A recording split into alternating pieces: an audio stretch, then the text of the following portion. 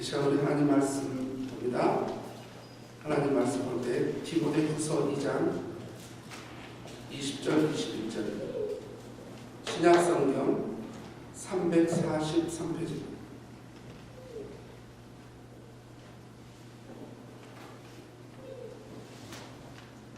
신약성경 343페이지에 있는 디모데후서 2장 20절부터 21절까지입니다.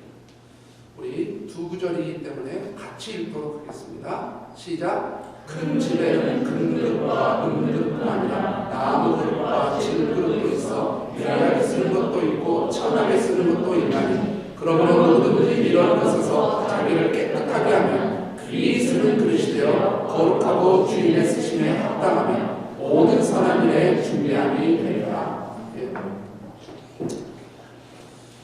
저는 오늘 본문 말씀을 통해서 깨끗한 세부대라고 하는 제목으로 함께 말씀을 나누겠습니다. 기도하고 시작합니다. 하나님, 이 시간 주의 백성들이 주의 말씀을 함께 나누오니 이 시간 말씀 가운데 역사여 주시고 은혜를 주시옵소서. 우리가 어떤 사람이 되어야 될지 주여 말씀하여 주시기를 원합니다. 주의 종들이 듣겠나이다. 예수님의 이름으로 기도드렸습니다. 여러분이 밖에서 열심히 일을 하고 너무나 목이 말라서 이제 집에 들어가자마자 정수기에서 물을 이제 받아서 먹으려고 합니다. 그런데 늘 보니 사용하는 컵이 있는데 금으로 된 컵입니다. 완전 금으로. 집에 하나 정도는 다 갖고 있지요. 금으로 된 컵이 있어요. 그 컵으로 늘 자기가 그거 마셨기 때문에 그 컵을 가지고 물을 딱 마시려고 하는 순간에 아이들이 엄마, 아빠, 스탑! 스탑! 그러는 거예요. 막 마시려고 하는데 왜 그래? 왜 그러는데? 엄마, 그 컵이 변기통에 빠져가지고 금방 건져놓은 컵이에요. 라고 이렇게 말했어요. 그것도 작은 것이 아니라 큰 것 속에 빠져버린 거예요. 그래가지고 그걸 건져냈어요. 아무리 재료가 좋아서 금이라고 하고 여러분이 애지중지한 컵이라 할지라도 혹시 그 컵으로 물을 마시는 분 계세요? 절대 안 마실 거 아니겠습니까? 그런데 그 옆에 보니까 너무나 싸게 보이는 종이컵이 있는데 그 종이컵 안에를 들여다봤더니 깨끗해요. 그러면 여러분은 그래도 나는 금으로 된 그 컵으로 물을 마실 것이다. 아니, 나는 깨끗한 컵에 종이컵을 사용할 것이다. 아마 제가 확신하는데 100명 중에 100명은 또 이렇게 갖고 얹어서 사람이 그걸 빨리 씻어갖고 먹으면 되잖아요. 그런 사람 씻을 시간이 없어요. 지금 아마 100명 중에 100명은 금으로 된 컵을 안 마시고 분명히 깨끗한 종이컵을 마실 것입니다. 바로 사람은 이렇게 깨끗함을 추구하죠. 인간도 그렇습니다. 인간도 깨끗함을 추구합니다. 근데 왜 인간이 깨끗함을 추구하느냐라고 했을 때 우리는 이 부분을 잘 알아야 돼요. 많은 신학자들과 목회자들이 인간을 바라볼 때 어떤 관점으로 바라보냐에 따라서 인간은 완전히 인간의 그 평가가 달라지죠. 어거스틴이라든지 칼뱅이라든지 또는 많은 그 신학자들 중에 플라톤의 이데아 사상, 그러니까 눈에 보이지 않는 것 이데아죠. 거기서 아이디어가 나온 거 아닙니까? 눈에 보이지 않는 세상은 선하고 눈에 보이는 것은 악하다라고 하는 이원론적 사상이 있었죠. 이 고대 철학자 플라톤 이전부터 이런 사상이 있었어요. 근데 이들은 어떤 생각을 했냐면 심지어 눈에 보이지 않는 것은 선한데 이 눈에 보이지 않는 것 중에서 가장 저급한 가장 낮은 단계가 신이다 그랬어요. 신적인 단계고 눈에 보이는 가장 악한 존재 중에서 가장 더럽고 추한 것은 뭐가 있겠어요? 인간이다라고 이렇게 봤던 거예요. 그래서 이렇게 플라톤의 이데아 사상이라든지 어떤 조금 치우친 신학자들이나 목회자들은 인간을 바라볼 때 어떻게 바라보냐면 굉장히 부정적으로 봅니다. 인간을 더럽고 추하고 악하고 이런 사람들은 뭐 인간이 별로 더럽고 추하고 뭐하지 뭐 인간이 모습 이제 항상 이야기 얘기하는 그것도 틀린 말은 아니지만 너무 심한 거죠. 왜 그러냐? 성경에는 항상 두 가지 양면이 있어요. 어떤 게냐면은 성경을 볼 때도 인간을 하나님의 관점으로 볼 때 뭐라고 하냐면은 똑같은 하나님의 관점도 마음으로 심히 거짓되고 부패한 인간의 마음으로 더럽다고 표현했지만은 그 어떤 존재보다 사랑하고 존귀하고 선하고 아름답게 창조했다라고 하는 게도 인간이라고 표현이 되어 있어요. 자, 하나님이 인간을 창조할 때 하나님의 형상대로 창조했죠. 하나님의 형상대로, 즉 하나님의 성품을 인간에게 부여해 준 거예요.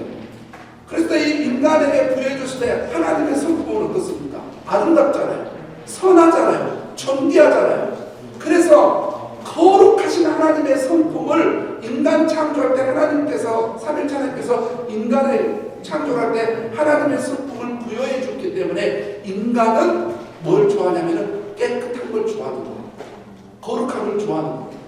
여러분 집에 들어갔는데 더러운 것 보면 싫잖아요. 깨끗해지면 좋잖아요. 식당에 갔는데 더러운 데서 식당이 있다. 안 가고 싶잖아요. 그런데 정말 정갈한 식당이 있다.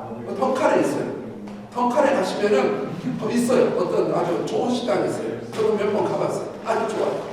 거기 그런 데 가면은 정갈한 깨끗한 식당에 가면은 좋잖아요. 왜 그러냐면 인간에게는 정말 이 죄성 있는 악함도 있고 더러움도 있지만은 하나님의 성품에 따라 굉장히 깨끗함을 좋아하고 그다음에 선한 걸 좋아하는 그런 아름다운 성품도 우리 안에 있단 말이에요. 그런데 인간은 스스로 절대로 거룩해지거나 절대로 스스로 선해질 수 없습니다. 왜냐? 죄를 지어서 이 죄성이 우리 안에 들어왔기 때문에 항상 이 죄성 때문에 우리가 무너지는데, 그래서 예수 그리스도를 믿고 구원받아서 하나님의 자녀가 되고 성령을 받은 사람은 그 성령의 힘으로 우리 죄성을 이겨나가기 때문에 우리는 점점 더 거룩한 삶을 살아갈 수 있는 은혜도 바로 우리 구원받는 사람들에게 주어진 거죠. 여하튼 올해 우리 교회에는 새 부대라고 하는 주제로 함께 가고 있습니다.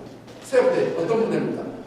새 포도주라고 하는, 하나님께서 우리에게 어떤 은혜를 주셨을 때 그 은혜를 능히 받을 수 있는 그 부대.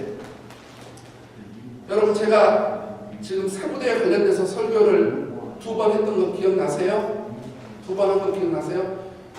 송구 영신 예배 때 오신 분들은, 안 오신 분들은 못 들었는데 오신 분들은 그 말씀을 들었을 거예요. 송구 영신 예배 때는 뭐냐면은 새 포도주는 새 부대만 받을 수 있다. 부대는 흔 거예요. 부대가 낡았는데 거기다가 새 포도주를 넣어버리면은 발효가 될 때 이 발효 힘 때문에 헌 부대는 터져버린다고 했죠. 그래서 아무리 하나님의 좋은 은혜가 있고 하나님의 신령한 은혜를 주고 싶어도 그 사람이 여전히 옛 습관에 따라서, 죄성에 따라서 새롭게 된 사람이 아니라 예전 습관대로 살아가면은 하나님께서 새 포도주를 주고 싶어도 줄 수가 없다. 주면 터져버리니까.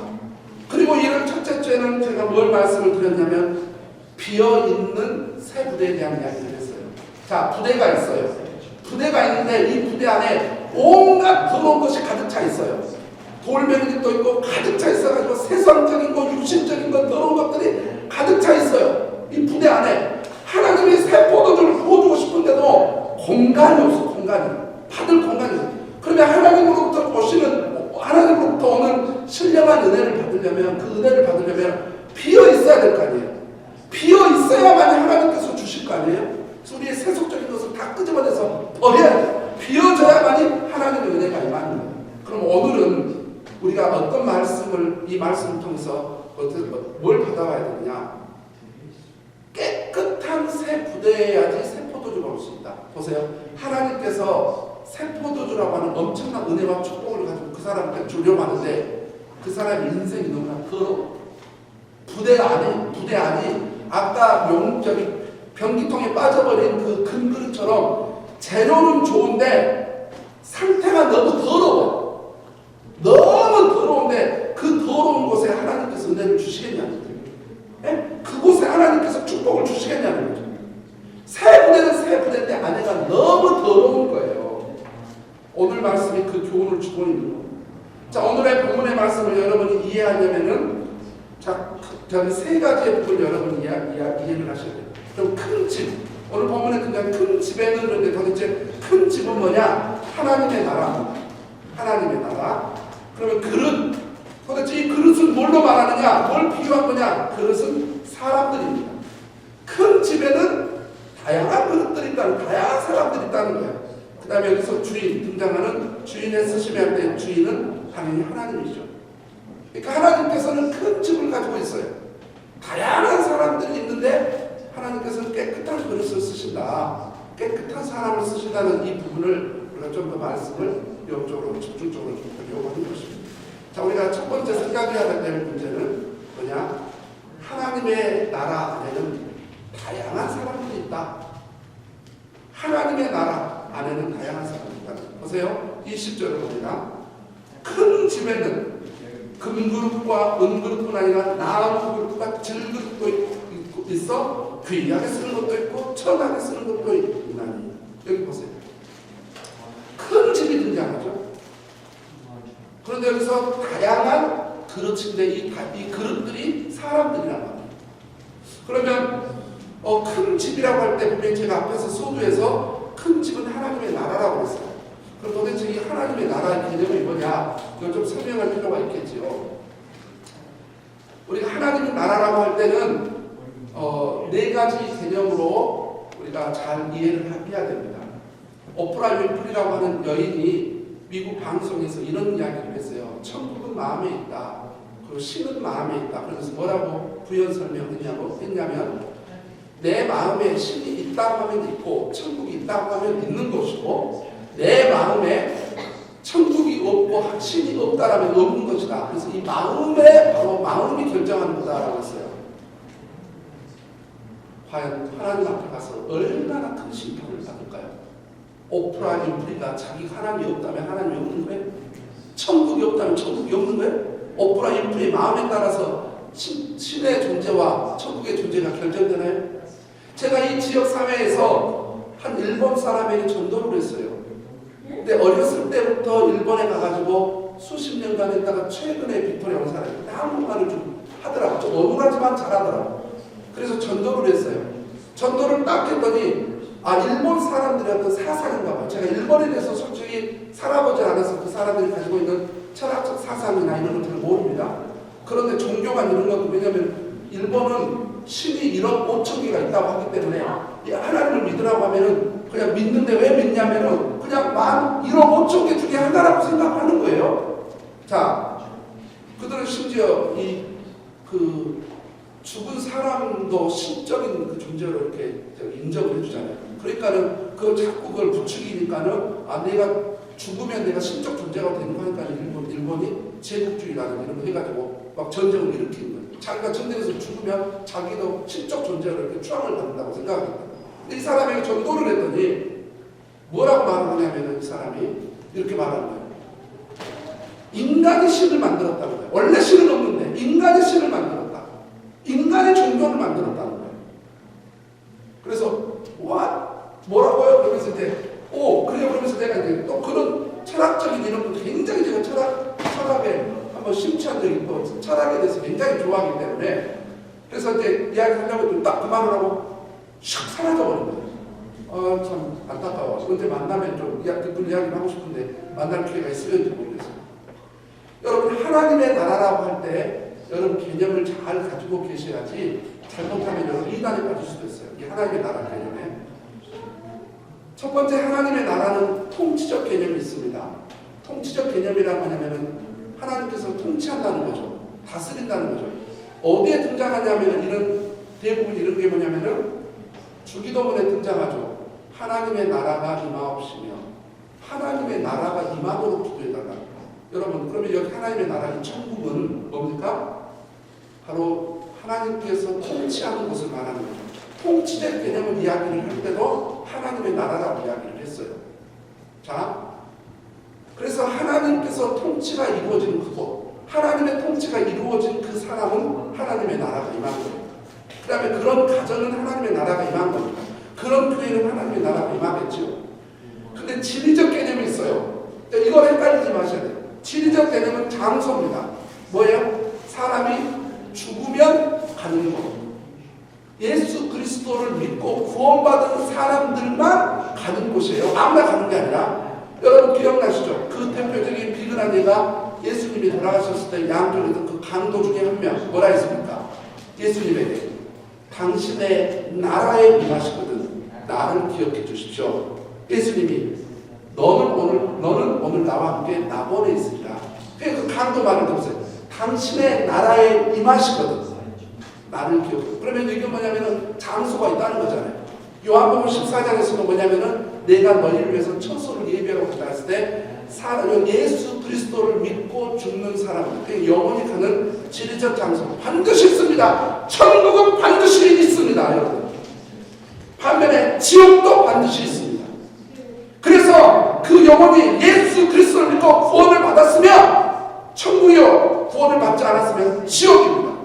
히브리서 9장 17절에 한 번 죽는 사람에게 정하신 것을 구해는 심판이 있으니 반드시 모든 사람들은 영원히 소멸된 것도 아니고 불교에서 말한 유래사상으로 다시 태어난 것도 아니고 어디서 말한 귀신이 된 것도 아니고 캐톨릭에서 말한 연옥설 같은 중간선에 있는 것도 아니고 사람은 반드시 죽으면 영혼과 몸이 분리되는 게 죽음인데 사람은 반드시 하나님 앞에 가서 심판을 받아서 예수 그리스도를 믿는 사람은 천국이요, 믿지 않는 사람들은 반드시 지옥에 가게 됐습니다. 사실입니다. 분명히 있습니다. 이것은 바로 우리가 말하는 하나님의 나라의 두 번째, 뭐냐면 진리적 개념이에요. 세 번째 개념 뭐냐면 유형적 개념 됐어요. 뭔가 눈에 분명하게 보이는 거. 이게 뭐냐면은 우주적 교회 개념으로 보시면 돼요. 자, 뭐냐면은 이 하나님의 나라가, 여러분 이 교회라고 하는 게 두 종류가 있어요. 지역 교회와 그 다음에 우주적 교회가 있습니다. 영어로 로컬 처치와 유니버스 처치가 있는데, 보세요.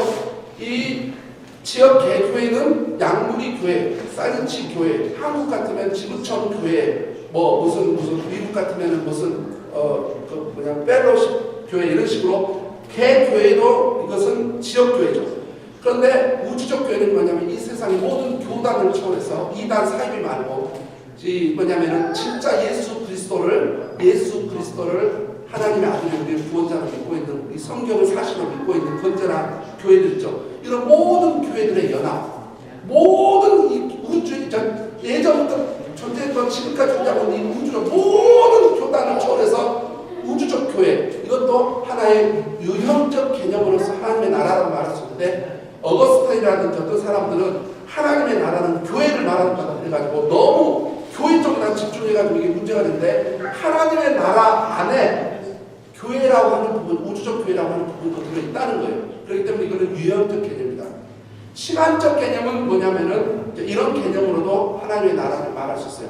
아담 때부터 최초의 인간부터 지금까지 뭐냐면은 하나님께서 통치해왔던 모든 그런 시간들 있죠. 왜냐하면 예전부터 아담 때부터 지금까지 하나님은 통치하고 계세요.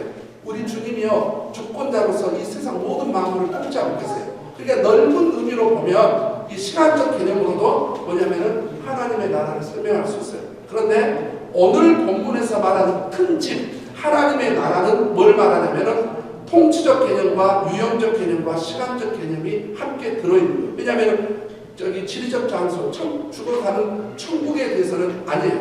하나님의 나라, 통치적, 유형적, 시간적 개념으로서 이해를 해드리겠습니다. 여하튼 여러분, 인류가 시작되면서 지금까지 하나님 안에 얼마나 많은 사람들이 있어요. 그리고 얼마나 많은 교회들이 있습니까? 동서고금을 막론하고 얼마나 많은 그리스도인들이 있어요. 아담 때부터 지금까지 얼마나 하나님을 믿는 사람이 많고, 교회 안에는 또 성도들이 얼마나 많고, 하나님을 믿는 사람들이 얼마나 많고. 제가 미국에 갔더니, 남부 지역에 갔더니요, 와, 놀랬어요. 여러분, 미국이 막 타락하고 막 그런 부분도 있잖아요. 그래서 미국 남부 지역을 가잖아요. 그냥 곳곳마다 교회들이 있는데 다 대형 교회고 교회들마다 꽉꽉 차 있어요. 얼마나 영성이 뛰어난지 몰라요. 왜냐하면 당연히 막 그 주변으로 신학교들이 또 있고, 그래서 세계적인 목회자들이 막 배출되고 신학자들이 배출되는 그런 지역이란 말이죠. 와, 영성이요. 심지어 거기서 신앙생활하고 있는 한국 사람들도요, 신앙인들 보니까, 삶을 나눈 거 보니까 신앙의 수준이요, 캐나다하고는 비교가 될 수 없어요. 캐나다 사람들은 예수님 잘 믿는 것 같으면서도 막 향락주의에 빠져있고 세속주의에 빠져있고 막 물질 만능주의에 빠져있고 그러잖아요. 거기 갔더니 정말 신실하고 본이 되는 죄가 도전을 받는 그리스도인들이 그렇게 많더라고요. 또 목회자들도 그렇게 준비되고 있는 목회자들이 많더라고요. 같이 교제를 해보니까 얼마나 많은 그리스도인들이 있습니다. 그런데 우리가 생각해봐야 될 거 뭐냐면은 하나님께 쓰임받는 사람이 있고 그런데 하나님께 쓰임받지 못한 사람이 있다는 거예요. 보세요. 큰 집에는 많은 그릇이 있다는 거예요. 금그릇도 있고 은과 같은 사람도 있고 나무하고 철그릇 귀하게 쓰임받는 천하게 쓰임받는. 그런데 우리가 생각해봐야 될 것은 그런데 어떤 사람은 쓰임을 받고 도대체 어떤 사람은 쓰임을 못 받을까? 이만큼 많은 사람들 가운데 자 우리는 그 정답을 찾아서 계속 갈 겁니다.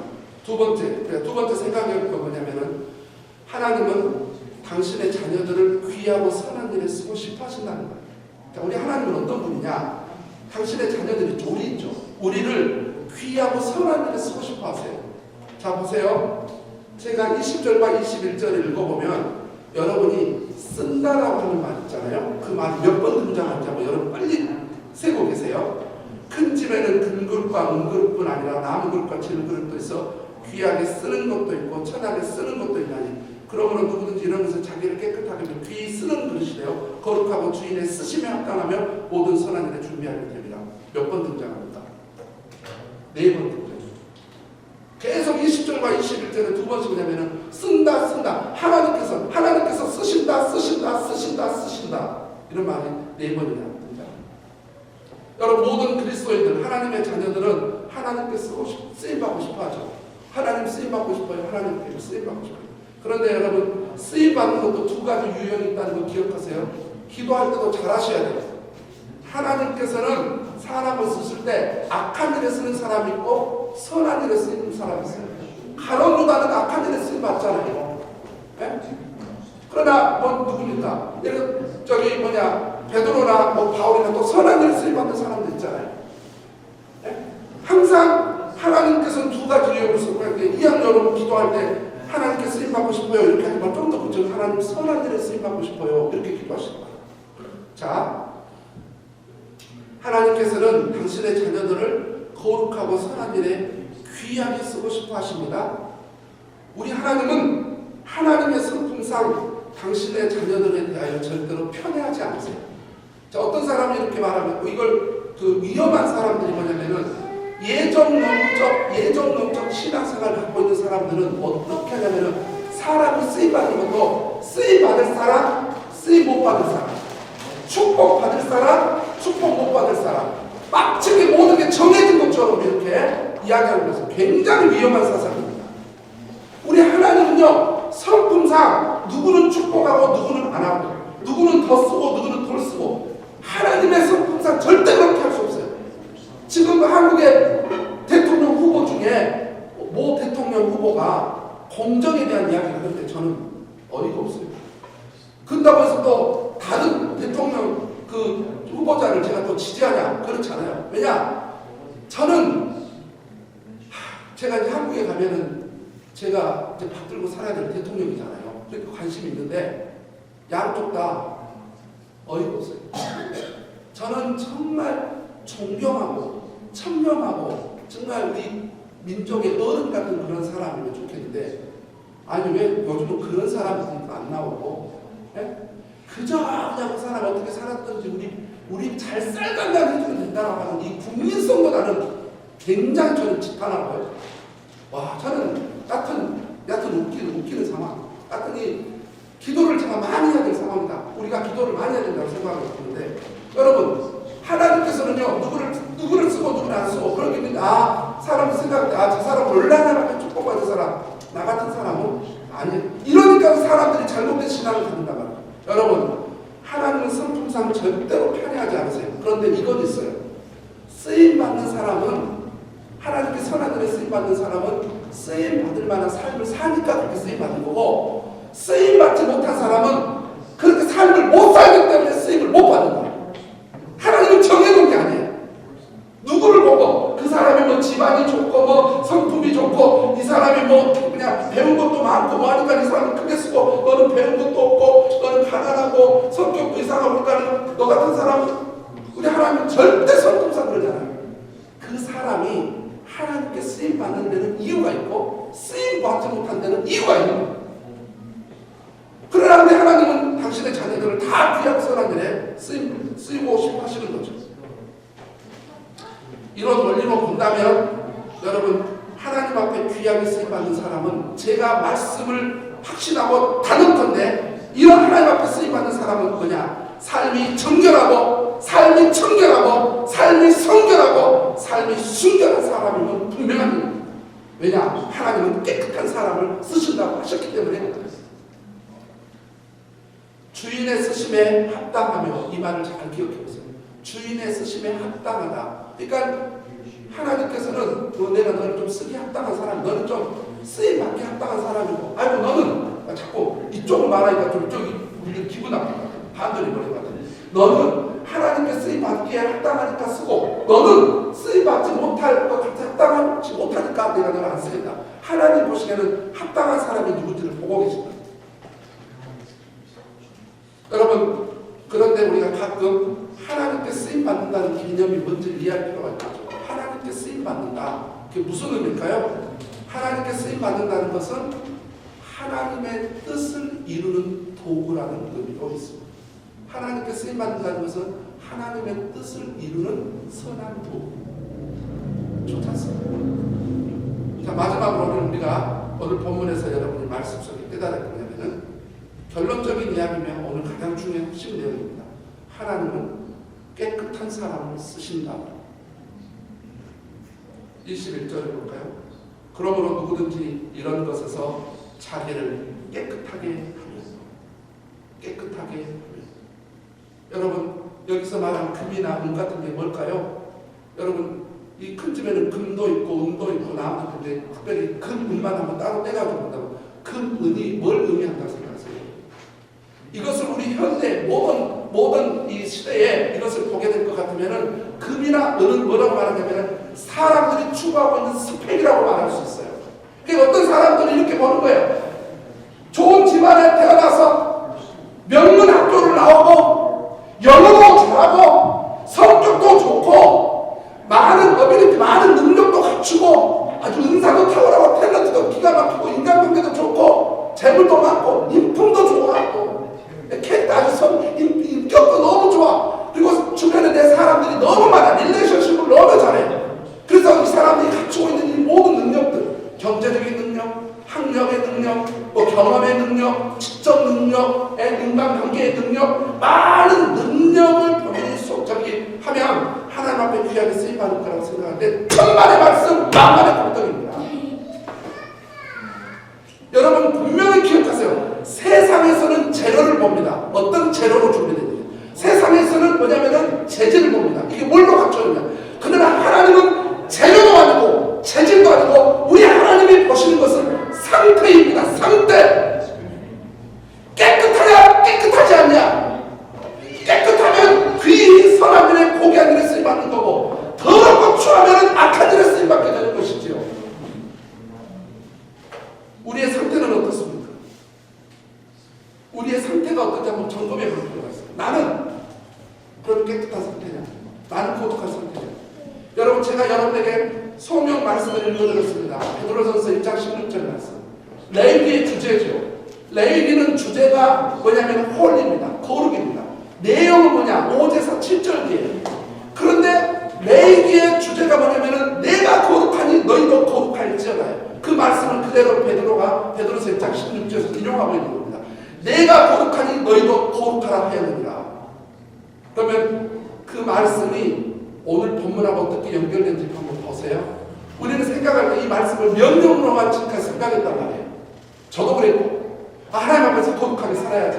내 마음과 생각과 뜻과 모든 것을 해서 하나님 앞에 거룩하게 살아야지 이런 식으로만 생각했단 말이에요. 근데 이것을 Why를 한번 안 해봤어요. 우리 이제 이유가 뭐냐? 왜 하나님께서 거룩하라고 하셨을까? 왜 하나님께서 거룩한 삶을 살라고 했을까? 그 이유가 뭘까 도대체? 그 이유가 바로 오늘 베드로전서 1장 16절 레위기의 이 말씀하고 오늘 말씀을 연결시키면 여기서 바로 정답이 나온 겁니다. 왜 하나님이 거룩하다고 말씀하셨냐? 하나님께서는 거룩한 사람을 쓰시기 때문에, 그런 깨끗한 사람을 하나님이 쓰시기 때문에 우리에게 쓰시려고 우리에게 거룩하라고 하는 겁니다. 그러면 이제 우리가 무엇에 깨끗해야 되는지 잘 생각해 봐요.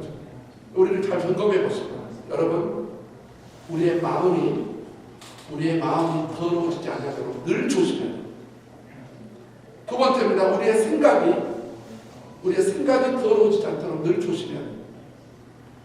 그리고 우리가 살아가고 있는 삶의 모든 동기와 목적, motive and goal. 사람이 무슨 행동을 할 때 동기가 있죠. 동기가. 왜 그걸 하는지. 그다음에 목적이 있죠. 이유가 있죠. 여러분, 동기와 목적이 순수하고 깨끗해야 됩니다. 내가 누군가에서 가까이 하고 싶을 때 그 사람에게 가까이서 뭔가 얻어먹을 게 있고 이해관계 속에 사는지 순수한 관계 속에 사는지 항상 우리의 동기와 목적은 선하고 깨끗해야 됩니다. 우리 언어가 돼야 됩니다. 우리 언어가 돼야 됩니다. 그 다음에 우리의 몸이 깨끗해야 됩니다. 제가 섬김예배 때도 이야기를 했습니다. 여러분 모든 사회 동영상만 보면 저는 아이들만 이렇게 뭐 동영상 같은 거 보고 있으면 저는 개인적으로 이렇게 굉장히 의식이 돼요. 왜냐하면 아이가 뭐 하다가 클릭 같은 거 뭘 잘못 눌러가지고 모르잖아요. 여러분 동영상을 한번 봐보세요. 다 어른들이니까. 음란 사이트들이 얼마나 많아요. 그것들은 막 우리를 막 죄를 짓게 하고 전형적으로 관념적으로 살아가면 얼마나 많은 것들이 더럽고 추한 것들이 많습니까? 이런 속에서 그런 것들을 접하게 되면 우리 생각이, 마음이, 어떤 사람들은 몸까지 자기를 더럽혀가는 사람이 얼마나 많습니까? 조심해야 됩니다. 우리의 행실을 조심해야 됩니다. 깨끗하게 해야 됩니다.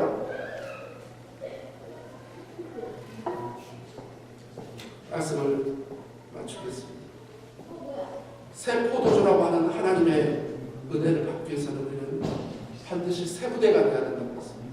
새 것이어야 되고 비어 있어야 되고 오늘 말씀 깨끗해야 됩니다. 그래야지 하나님께서 도와주십니다. 우리 교회가 세속적으로 가면은 하나님께서 더 이상 영혼들을 보내고 싶어도 보내지 않아요. 우리 교회가, 우리 가정이, 우리 기업이, 우리 회사가, 내 자신이 하나님 앞에 깨끗하고 거룩하면 하나님께서는 귀하고 선한 일에 우리를 쓰신다는 거죠. 우리 모두 깨끗한 삶들가 되기를 주님의 이름으로 부탁드립니다. 기도하겠습니다. 아버지 하나님, 하나님께 거룩하고 귀하고 선한 일에 쓰임받기 위해서 하나님께서 말씀하신 대로 깨끗한 그릇이 되게 하여 주옵소서. 예수님의